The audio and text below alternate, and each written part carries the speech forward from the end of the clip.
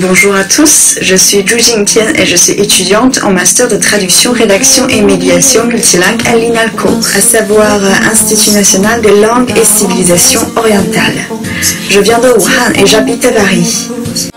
Quant à mes expériences professionnelles, je suis actuellement en stage au Centre culturel de Chine à Paris et je fais partie du comité d'organisation de la 7e édition du Festival de cinéma chinois en France. Je suis animatrice de radio d'une émission culturelle en français. J'ai travaillé dans une équipe pour faire voir le jour la première édition chinoise du Guide vert de la Revue du Vent de France. Je suis une personne éclectique. J'aime faire des photos. J'aime aussi faire de la calligraphie traditionnelle chinoise. J'adore chanter et j'ai obtenu de bons résultats dans les concours de chansons, y compris le concours de chansons françaises organisé par l'ambassade de France en Chine. Et le morceau de musique que vous êtes en train d'écouter est d'une de mes propres prestations préférées. Je m'appelle Li Jingxuan, j'ai 25 ans. Ayant grandi à Jilin, une ville dans le nord-est de la Chine. Pour l'instant, je suis étudiante à l'université Paris-Sorbonne en littérature française et comparée en Master 2. Je vénère Mallarmé, sa forme de versification la plus classique, mais qui contient une modernité. L'opéra de Pékin et la littérature classique chinoise sont mes passe-temps favoris. Cela fait bientôt 12 ans que je suis arrivée en France. J'étudie la littérature française, j'enseigne le chinois et je suis également interprète en français et anglais au service des entreprises chinoises dans les expositions de Paris Nord. Voilà, c'est moi, une fille ordinaire, mais je m'efforce de vivre. J'aime vraiment la vie.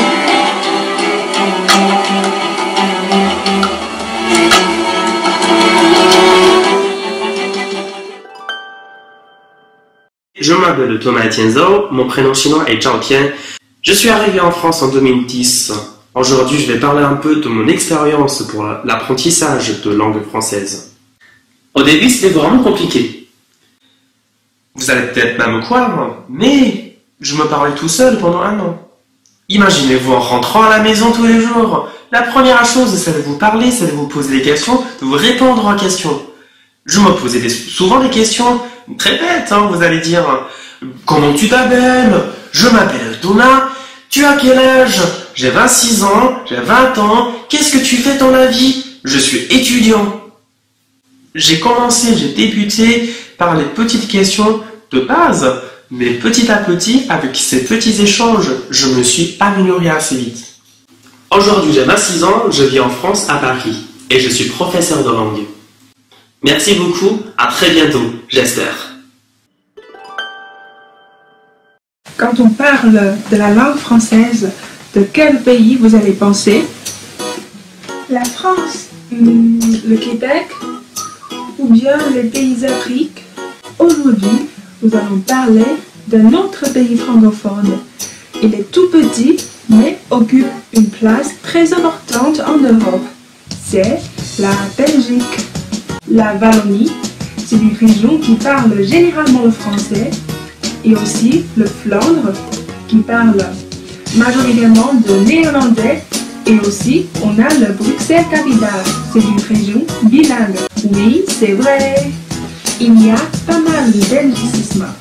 Par exemple, en matière de chiffres, on a le 70 et le 90 à la place de 70 et 90.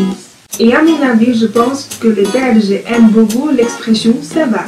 Ce n'est pas que pour saluer quelqu'un, mais aussi elle va être utilisée à la fin d'une explication pour vous demander si mon explication est claire ou pas. Et alors, à la prochaine et vive la Belgique! Ils ne savaient pas que c'était impossible, alors ils l'ont fait. Lorsque j'ai entendu cette phrase pour la première fois, j'ai réalisé que c'était exactement ce qui m'était arrivé. Dès le début de mon séjour en France, j'étais inspirée par le père d'une copine. Il a plus de 60 ans, il est ingénieur de métier, mais aventurier dans la vie. Quand il était plus jeune, il est allé plusieurs fois grimper dans l'Himalaya, il a traversé le désert du Sahara, et là, à 60 ans, et de continuer à faire du triathlon. Cela a complètement changé ma vision de la vie. Quand je suis allée pour la première fois au ski, je l'ai payé cher. Rupture des ligaments croisés. Mais qui ne tente rien à rien. Rêver, oser, travailler. J'aime bien le côté hasard dans la vie. La trajectoire n'est pas définie, tu tentes et tu verras bien où cela t'amène. Mon rêve est d'aller travailler partout dans le monde. J'adorerais aller à la rencontre de différentes cultures et partager la mienne avec les autres. Mon aventure a commencé à l'âge de 18 ans, par hasard.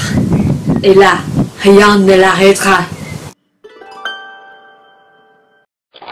Bonjour, je m'appelle Tania Chi, je viens de la province de Hunan et je vis en France depuis un peu plus de 5 ans. Le français est une langue très complexe, faite de beaucoup de subtilités, qui a très vite suscité tout mon intérêt. Ce n'est pas pour rien qu'elle est considérée comme l'une des plus belles langues du monde.